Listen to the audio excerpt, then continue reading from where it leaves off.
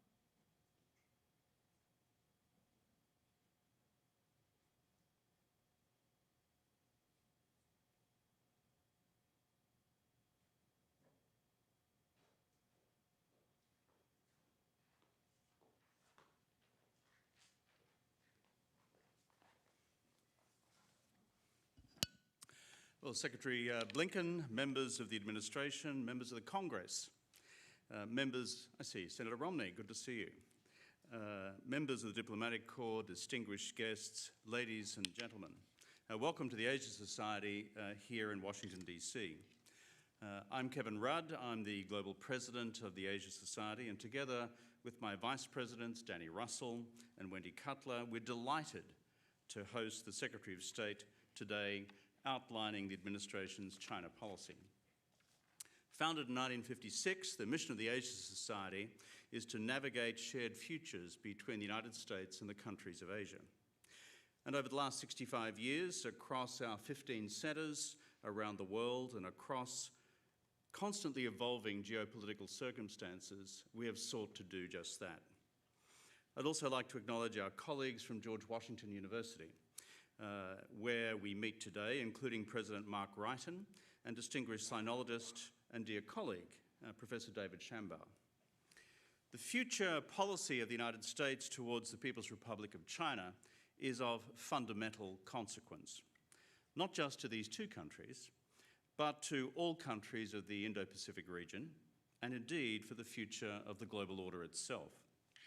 Both US policy, together with China's response, will determine whether ours will be a future of strategic stability, economic prosperity, and environmental sustainability, or whether it will be one of crisis, escalation, conflict, or even war. History, of course, is our somber guide on such questions, but none of us are so captured by some predetermined forces of history that we cannot still secure with our Chinese friends a shared future for us all. The truth is that China under Xi Jinping has changed. China has become more powerful. And China under Xi Jinping now seeks to assert that power in the region and in the world in a manner we have not seen in half a century. That is because President Xi now seeks to change the status quo in a manner that advances his definition of China's national interests and its values. The United States, together with its friends, partners, and allies around the world, is now responding to that challenge. The Secretary of State, and for those of us who observe what the Secretary has been doing across the analytical community, together with the Biden administration, has indeed been active on this score. The administration has been rebuilding US alliances across Europe and across Asia. US leadership has now seen NATO for the first time focus fully on China's rise. At the same time, the administration has elevated the quadrilateral security dialogue to summit level. Indeed, Mr. Secretary, together with the President, you've just returned from Tokyo from the 4th summit-level meeting of the Quad since President Biden took office.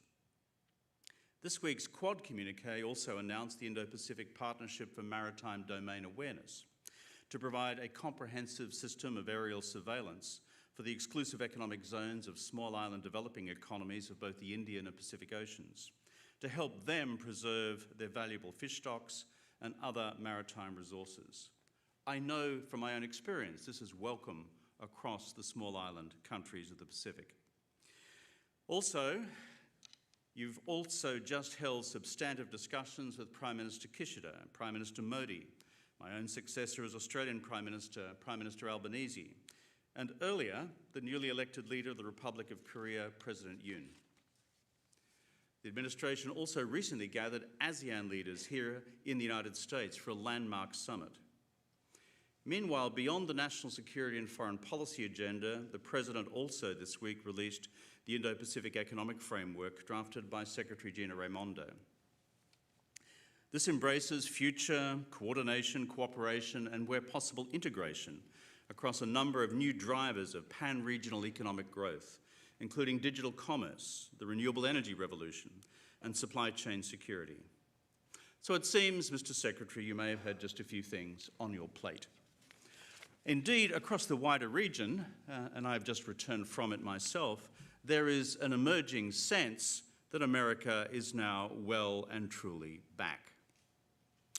For the world at large, what is also important is that the United States has been able to prosecute this significant strategic agenda in Asia while at the same time dealing with the strategic crisis that now affects Europe. Indeed, the Russian invasion of Ukraine, in total violation of Article 2 of the UN Charter, represents a signal challenge for all democracies around the world, whether they are in Europe or in Asia or beyond. Indeed, the Russian violation and invasion of Ukraine and violation of international law puts at risk the fundamental principles of international law concerning territorial integrity and political sovereignty for all member states of the United Nations system, whether they happen to be states in Asia or in Europe. So for the international community, it has been important to see the United States as a leader of the free world comfortably managing both these challenges in Europe and in Asia at the same time. Such is the lot of global leadership. And finally, Mr. Secretary, on responding to the complexity and the intensity of China's rise, the international community appreciates the administration's continued efforts to carve out sufficient diplomatic and political space in the US-China relationship for strategic cooperation where there are common global interests at stake. We commend Secretary Kerry and Xie Zhenhua's continued efforts on climate change, just as we would encourage continued collaboration between the US Fed and the People's Bank of China on our common interest in managing global financial stability in these deeply uncertain global economic times. And given how we all fell short in the management of the COVID crisis, how we could all better manage the next global public health challenge when it inevitably arises. Mr. Secretary, you have always been a welcome guest among us at the Asia Society, and we very much look forward to your remarks here today. Please welcome the Secretary of State of the United States, Antony Blinken.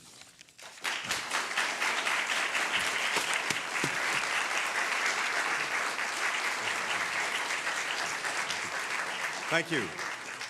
Good morning.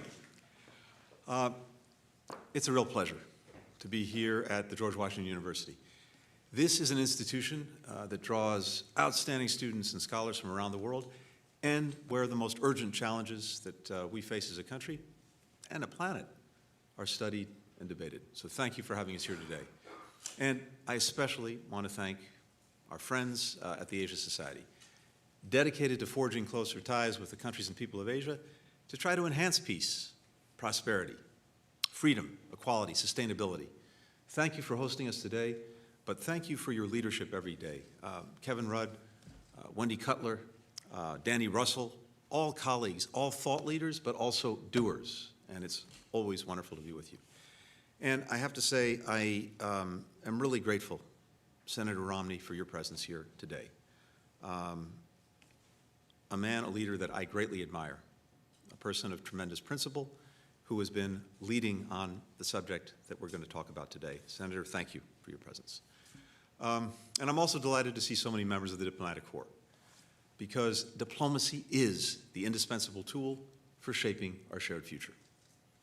In the past 2 years, we've come together to fight the COVID-19 pandemic and prepare for future global health emergencies, rebuild from economic shocks, from supply chain disruptions to debt crises, and take on climate change and reimagine an energy future that's cleaner, more secure, and more affordable. The common denominator across these efforts is the simple fact that none of us can meet these challenges alone. We have to face them together. That's why we put diplomacy back at the center of American foreign policy, to help us realize the future that Americans and people around the world seek, one where technology is used to lift people up, not suppress them, where trade and commerce support workers, raise incomes, create opportunity, where universal human rights are respected, countries are secure from coercion and aggression, and people, ideas, goods, and capital move freely, and where nations can both forge their own paths and work together effectively in common cause. To build that future, we must defend and reform the rules-based international order, the system of laws, agreements, principles, and institutions that the world came together to build after 2 world wars, to manage relations between states, to prevent conflict, to uphold the rights of all people. Its founding documents include the UN Charter and the Universal Declaration of Human Rights, which enshrine concepts like self-determination, sovereignty, the peaceful settlement of disputes. These are not Western constructs. They are reflections of the world's shared aspirations.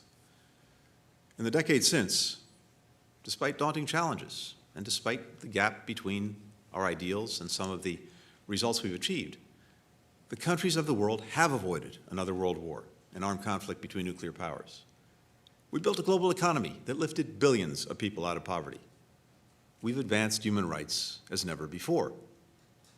Now, as we look to the future, we want not just to sustain the international order that made so much of that progress possible, but to modernize it, to make sure that it represents the interests, the values, the hopes of all nations, big and small, from every region. And furthermore, that it can meet the challenges that we face now and will face in the future, many of which are beyond what the world could have imagined 7 decades ago. But that outcome is not guaranteed, because the foundations of the international order are under serious and sustained challenge. Russian President Vladimir Putin poses a clear and present threat. In attacking Ukraine 3 months ago, he also attacked the principles of sovereignty and territorial integrity enshrined in the UN Charter to protect all countries from being conquered or coerced.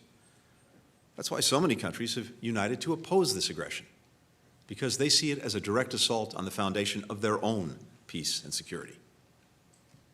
Ukraine is fighting valiantly to defend its people and its independence, with unprecedented assistance from the United States and countries around the world.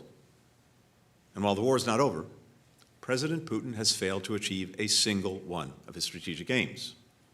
Instead of erasing Ukraine's independence, he strengthened it. Instead of dividing NATO, he's united it. Instead of asserting Russia's strength, he's undermined it. And instead of weakening the international order, he has brought countries together to defend it. Even as President Putin's war continues, we will remain focused on the most serious long-term challenge to the international order, and that's posed by the People's Republic of China. China is the only country with both the intent to reshape the international order and, increasingly, the economic, diplomatic, military, and technological power to do it. Beijing's vision would move us away from the universal values that have sustained so much of the world's progress over the past 75 years. China is also integral to the global economy and to our ability to solve challenges from climate to COVID. Put simply, the United States and China have to deal with each other for the foreseeable future. That's why this is one of the most complex and consequential relationships of any that we have in the world today. Over the last year, the Biden administration has developed and implemented a comprehensive strategy to harness our national strengths and our unmatched network of allies and partners to realize the future that we seek. We are not looking for conflict or a new Cold War. To the contrary, we're determined to avoid both. We don't seek to block China from its role as a major power, nor to stop China, or any other country for that matter, from growing their economy or advancing the interests of their people. But we will defend and strengthen the international law, agreements, principles, and institutions that maintain peace and security, protect the rights of individuals and sovereign nations, and make it possible for all countries, including the United States and China, to coexist and cooperate. Now, the China of today is very different from the China of 50 years ago, when President Nixon broke decades of strained relations to become the first U.S. president to visit the country. Then, China was isolated and struggling with widespread poverty and hunger. Now, China is a global power with extraordinary reach, influence, and ambition. It's the second largest economy, with world-class cities and public transportation networks. It's home to some of the world's largest tech companies, and it seeks to dominate the technologies and industries of the future. It's rapidly modernized its military and intends to become a top-tier fighting force with global reach. And it has announced its ambition to create a sphere of influence in the Indo-Pacific and to become the world's leading power. China's transformation is due to the talent, the ingenuity, the hard work of the Chinese people. It was also made possible by the stability and opportunity that the international order provides. Arguably, no country on earth has benefited more from that than China. But rather than using its power to reinforce and revitalize the laws, the agreements, the principles, the institutions that enabled its success so that other countries can benefit from them too, Beijing is undermining them. Under President Xi, the ruling Chinese Communist Party has become more repressive at home and more aggressive abroad. We see that in how Beijing has perfected mass surveillance within China and exported that technology to more than 80 countries. How it's advancing unlawful maritime claims in the South China Sea, undermining peace and security, freedom of navigation and commerce. How it's circumventing or breaking trade rules, harming workers and companies in the United States, but also around the world. And how it purports to champion sovereignty and territorial integrity while standing with governments that brazenly violate them. Even while Russia was clearly mobilizing to invade Ukraine, President Xi and President Putin declared that the friendship between their countries was, and I quote, without limits. Just this week, as President Biden was visiting Japan, China and Russia conducted a strategic bomber patrol together in the region. Beijing's defense of President Putin's war to erase Ukraine's sovereignty and secure a sphere of influence in Europe should raise alarm bells for all of us who call the Indo-Pacific region home. For these reasons and more, this is a charged moment for the world. And at times like these, diplomacy is vital.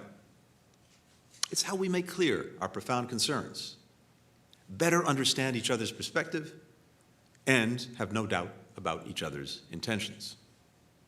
We stand ready to increase our direct communication with Beijing across a full range of issues. And we hope that that can happen. But we cannot rely on Beijing to change its trajectory. So, we will shape the strategic environment around Beijing to advance our vision for an open, inclusive international system.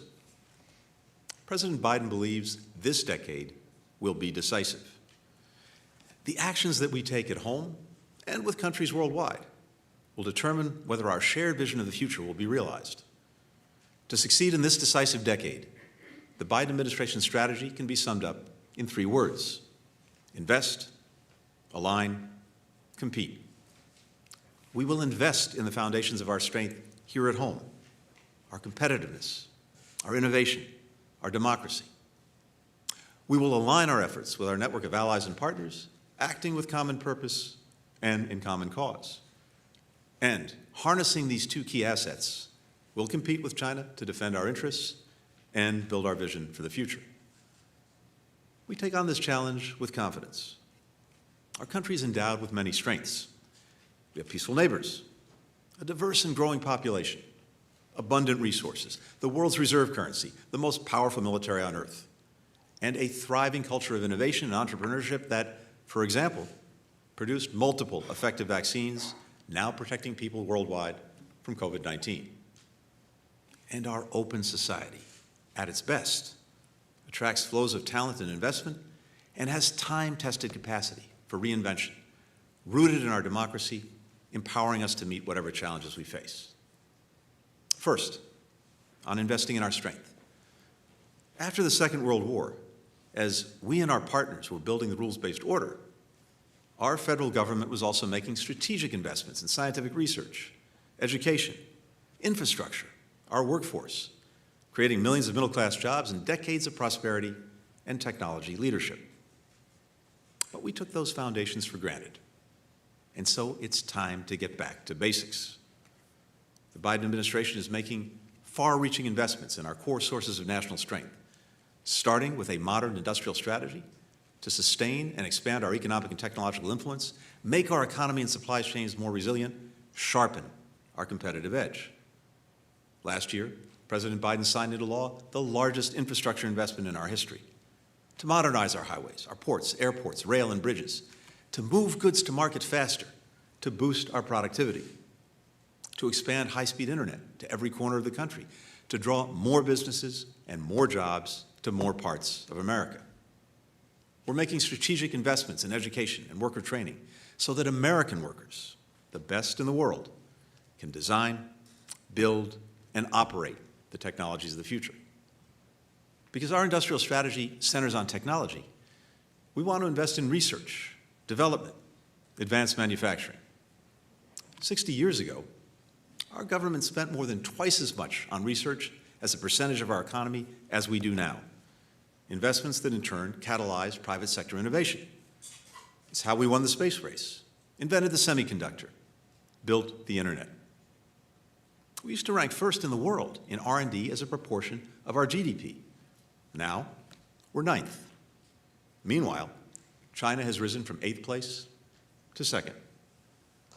With bipartisan congressional support, we'll reverse these trends and make historic investments in research and innovation, including in fields like artificial intelligence, biotechnology, quantum computing.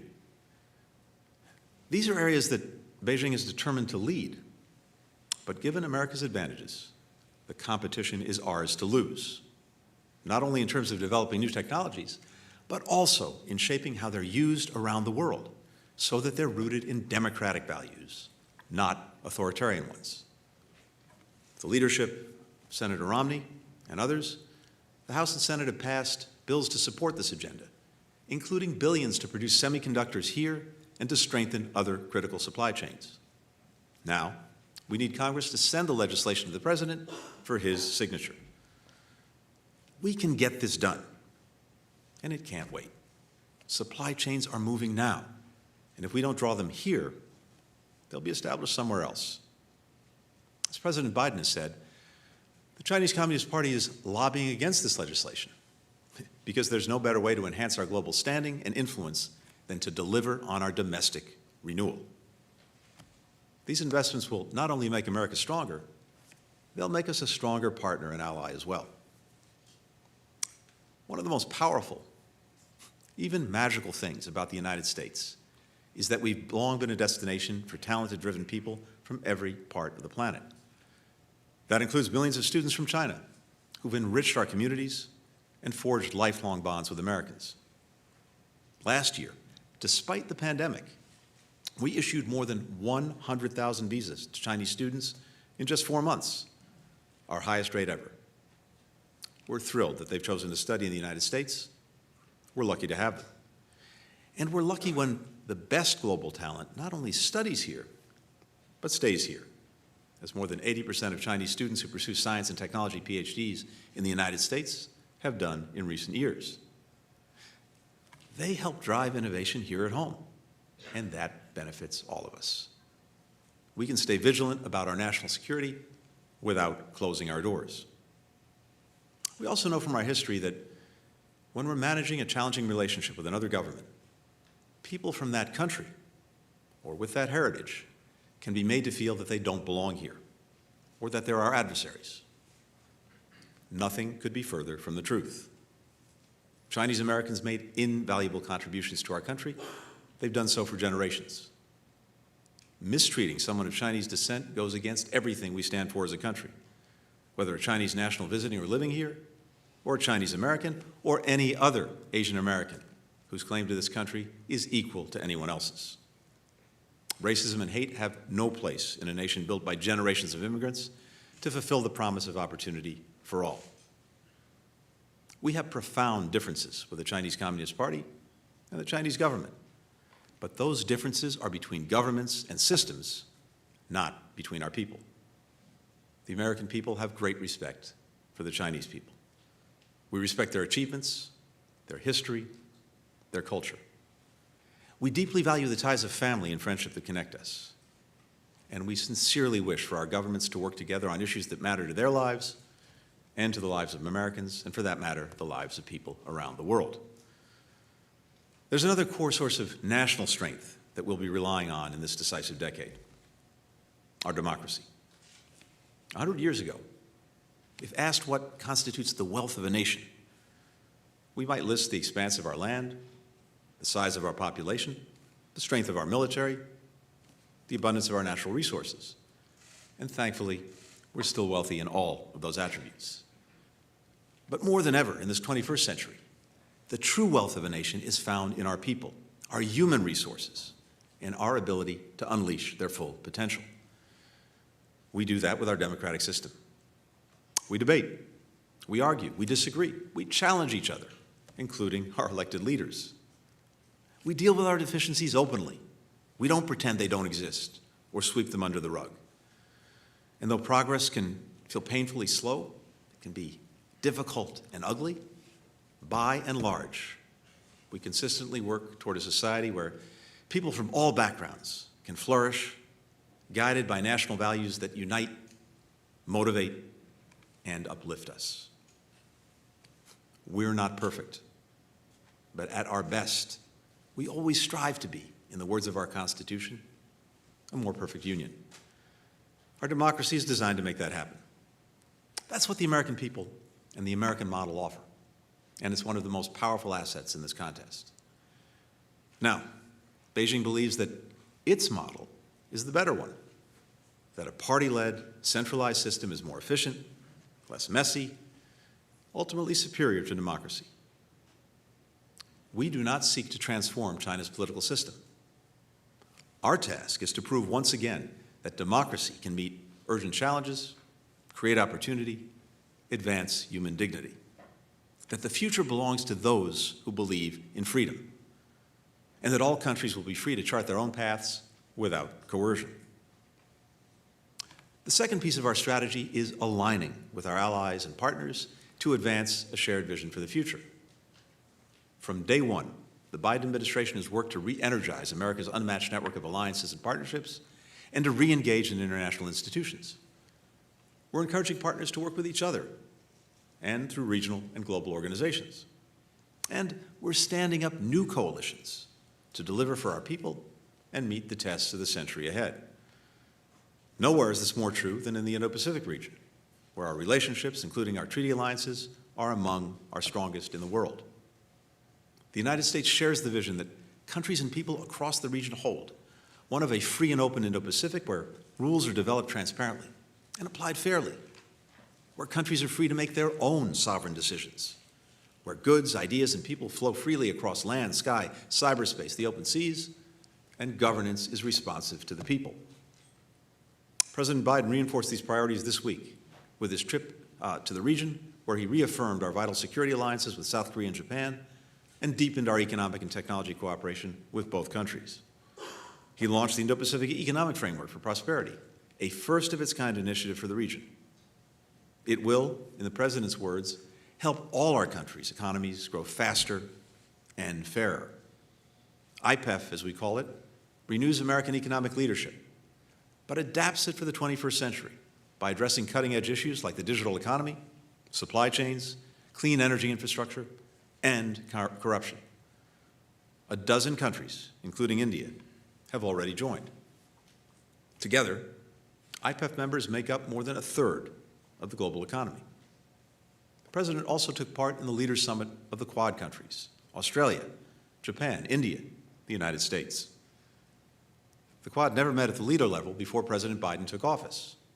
Since he convened the first leaders meeting last year, the Quad has held 4 summits.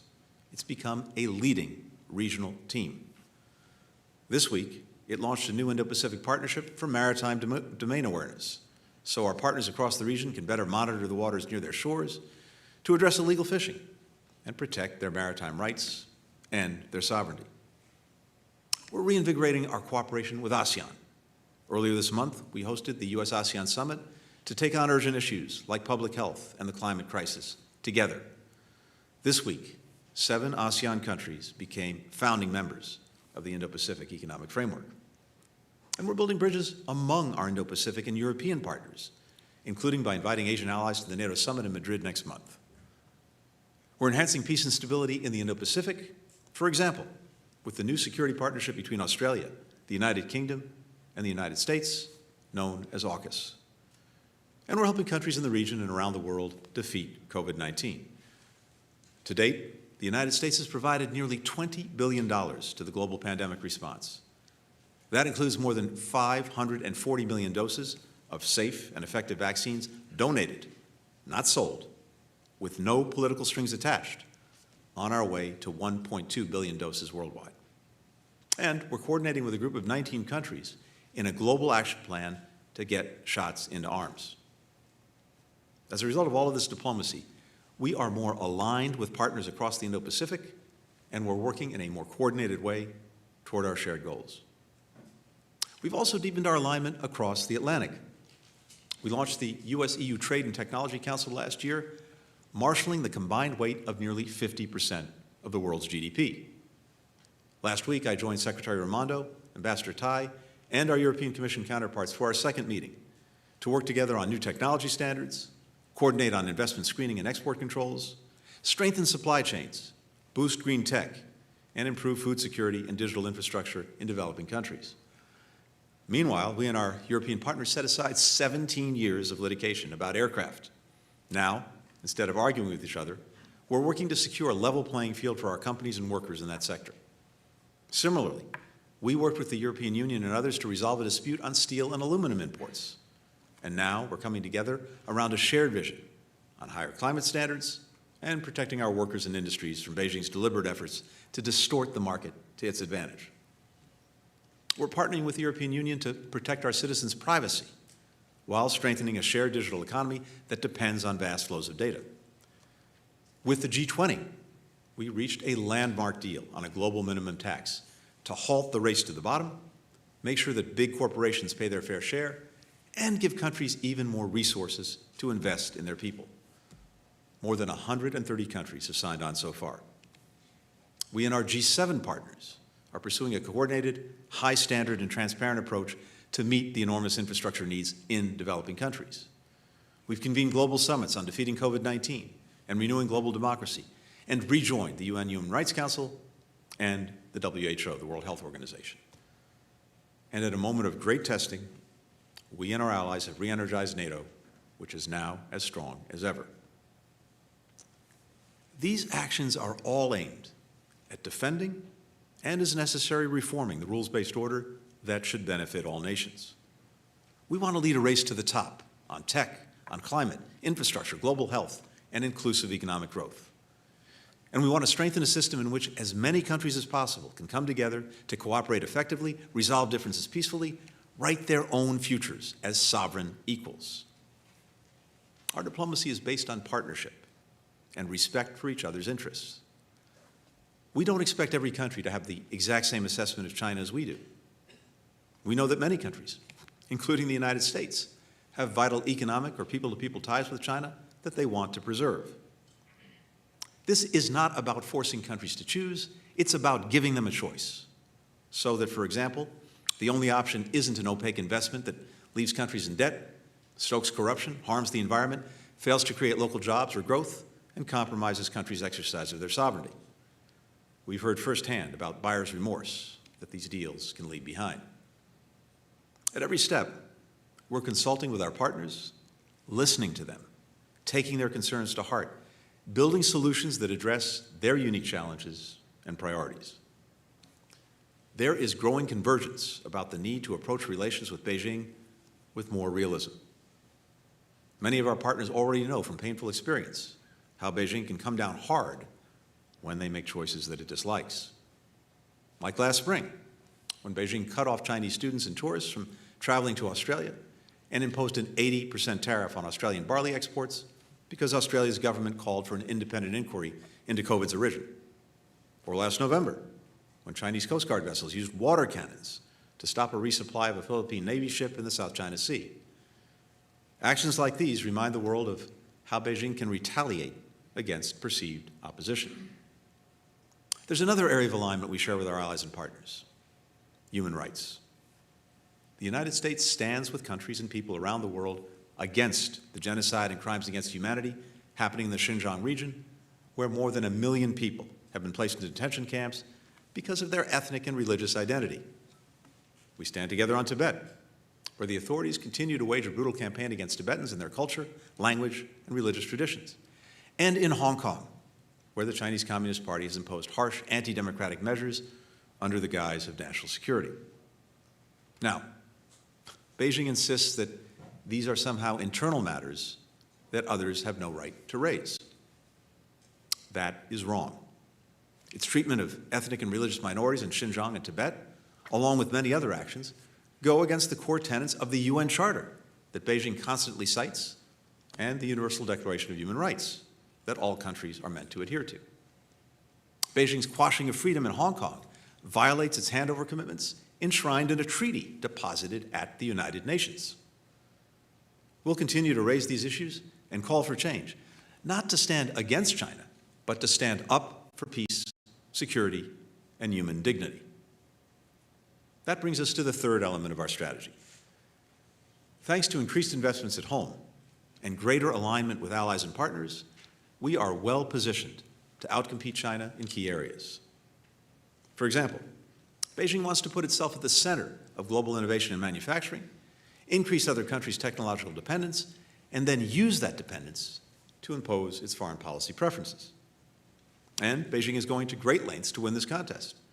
For example, taking advantage of the openness of our economies to spy, to hack, to steal technology and know-how, to advance its military innovation and entrench its surveillance state. So, as we make sure the next wave of innovation is unleashed by the United States and our allies and partners, we'll also protect ourselves against efforts to siphon off our ingenuity or imperil our security. We're sharpening our tools to safeguard our technological competitiveness. That includes new and stronger export controls to make sure our critical innovations don't end up in the wrong hands. Greater protections for academic research to create an open, secure, and supportive environment for science. Better cyber defenses. Stronger security for sensitive data.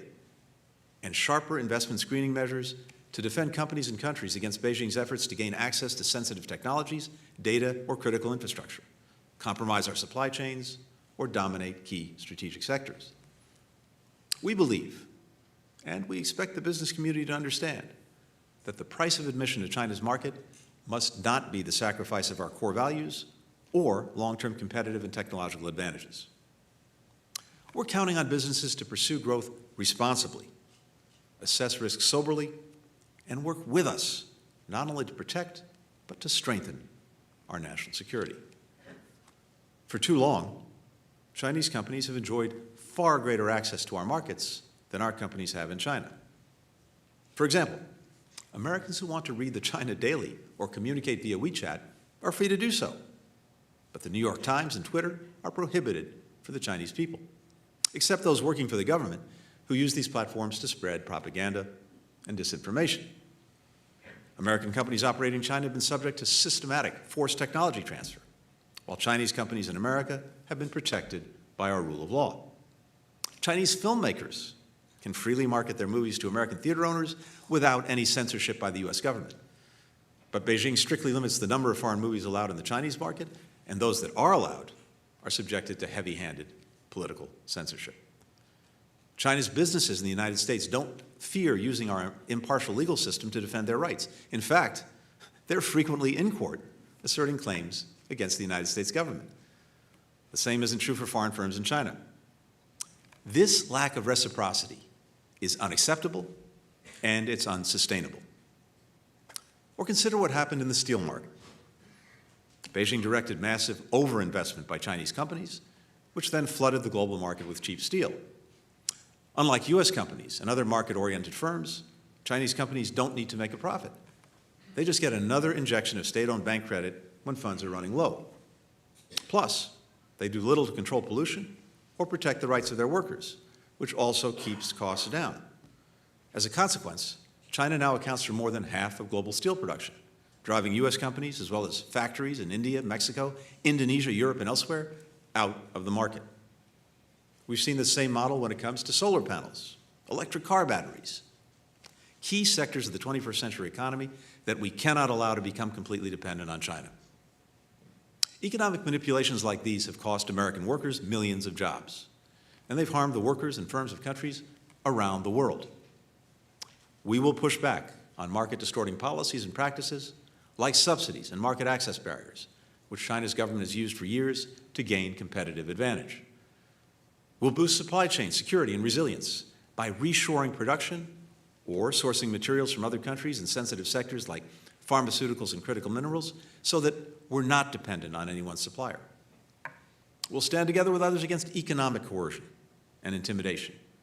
And we will work to ensure that U.S. companies don't engage in commerce that facilitates or benefits from human rights abuses, including forced labor. In short, we'll fight for American workers and industry with every tool we have, just as we know that our partners will fight for their workers. The United States does not want to sever China's economy from ours or from the global economy, though Beijing, despite its rhetoric, is pursuing asymmetric decoupling, seeking to make China less dependent on the world and the world more dependent on China. For our part, we want trade and investment, as long as they're fair and don't jeopardize our national security. China has formidable economic resources, including a highly capable workforce.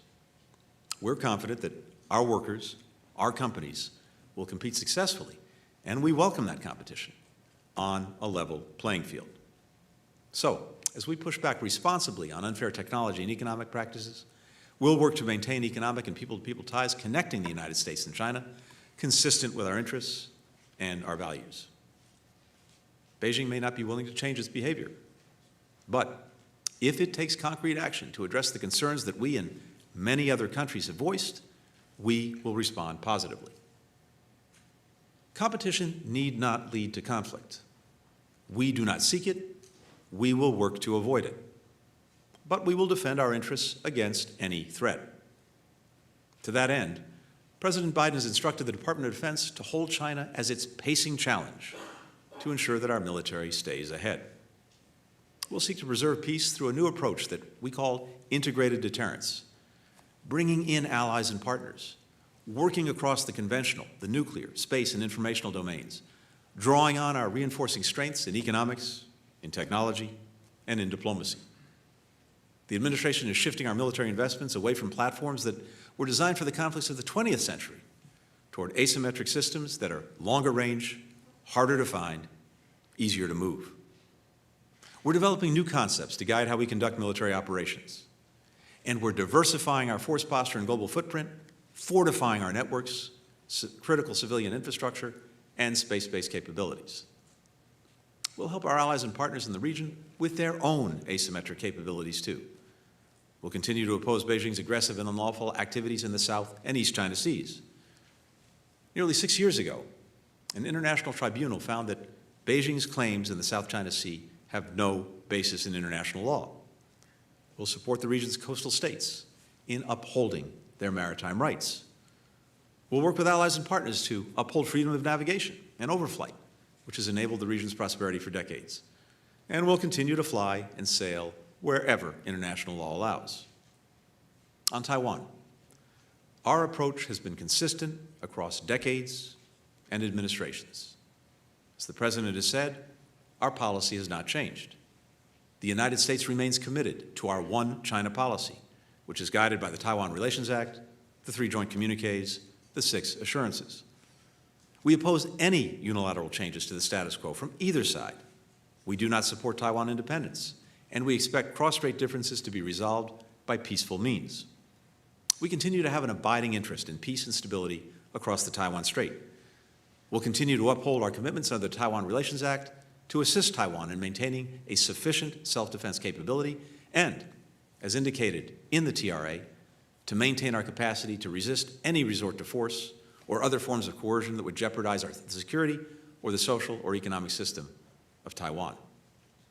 We enjoy a strong unofficial relationship with Taiwan, a vibrant democracy and a leading economy in the region. We'll continue to expand our cooperation with Taiwan on our many shared interests and values, support Taiwan's meaningful participation in the international community, deepen our economic ties consistent with our One China policy. While our policy has not changed, what has changed is Beijing's growing coercion, like trying to cut off Taiwan's relations with countries around the world and blocking it from participating in international organizations. And Beijing has engaged in increasingly provocative rhetoric and activity, like flying PLA aircraft near Taiwan on an almost daily basis. These words and actions are deeply destabilizing. They risk miscalculation and threaten the peace and stability of the Taiwan Strait. As we saw from the President's discussions with allies and partners in the Indo-Pacific, maintaining peace and stability across the Strait is not just a U.S. interest. It is a matter of international concern, critical to regional and global security and prosperity.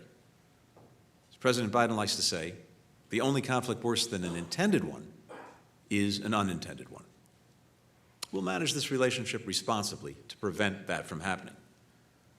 We've prioritized crisis communications and risk reduction measures with Beijing. And on this issue and every other, we remain committed to intense diplomacy alongside intense competition. Even as we invest, align, and compete, we'll work together with Beijing where our interests come together. We can't let the disagreements that divide us stop us from moving forward on the priorities that demand that we work together for the good of our people and for the good of the world. That starts with climate. China and the United States had years of stalemate on climate, which gridlocked the world, but also periods of progress which galvanized the world. The Climate Diplomacy Channel, launched in 2013 between China and the United States, unleashed global momentum that produced the Paris Agreement. Last year at COP26, the world's hopes were buoyed when the United States and China issued our Glasgow Joint Declaration to work together to address emissions from methane to coal. Climate is not about ideology. It's about math.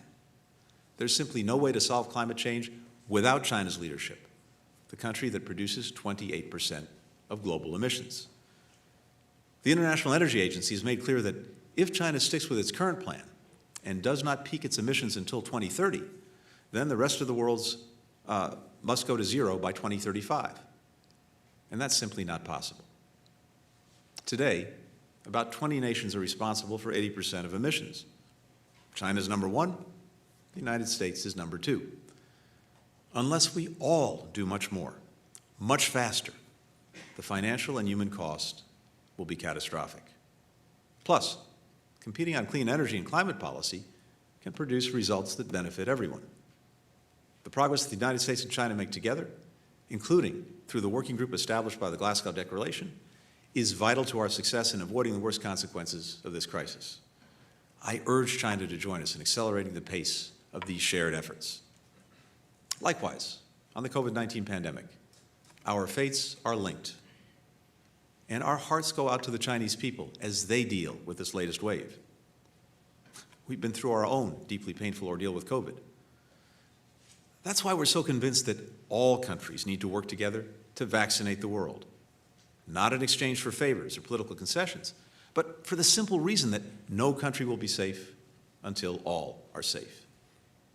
And all nations must transparently share data and samples and provide access to experts for new variants and emerging and re-emerging pathogens to prevent the next pandemic, even as we fight the current one.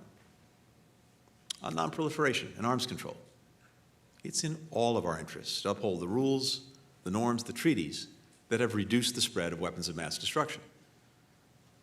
China and the United States must keep working together and with other countries to address Iran and North Korea's nuclear programs. And we remain ready to discuss directly with Beijing our respective responsibilities as nuclear powers.